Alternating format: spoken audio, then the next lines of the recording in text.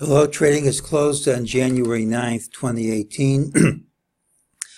My last call said the most likely thing for today was a gap outside of yesterday's range, which is what we got.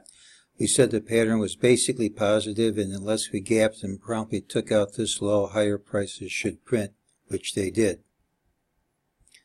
MEJT had a few calls.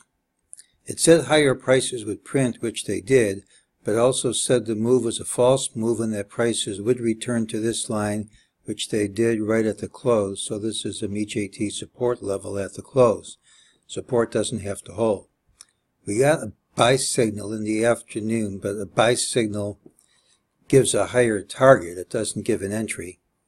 Target was hit immediately, so all the buy signal said was that prices were at resistance. It did say a drop in this time frame would not stick, and that before we could get a sustainable move to the downside, prices would return to this line at the appropriate time, which they did. We don't have anything carrying over from today into tomorrow. Well, this was basically a positive pattern that would be invalidated if we were to gap down. This is basically a negative pattern which will be invalidated if we gap up and promptly take out this high. First of all, we gapped up at a series of new highs, couldn't hold on to the highs, couldn't even hold on to the lows. That's negative. This is a pattern which almost always closes near the day's high. Unless we do that soon after the open tomorrow, it's negative and should lead to lower prices. This is the long-term pattern we've been looking at. I had to make one change in the fib relationship, but if this is going to work, this is a very important trend line.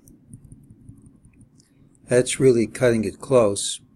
As I said before, if a break over this line is going to be valid, we really should have gapped over it, and this isn't a gap. It doesn't mean this line... It doesn't mean prices have stopped going up forever. We could still take out this price easily. But it does mean this is a break that I would think is going to retrace. Doesn't mean it has to retrace tomorrow, but unless we take out this high early, that's what I expect to happen. I'm looking for lower prices tomorrow unless that's taken out early. We have a pattern with an early low. Thursday's pattern should have an early high, and Friday should have an early low. And that's today's call.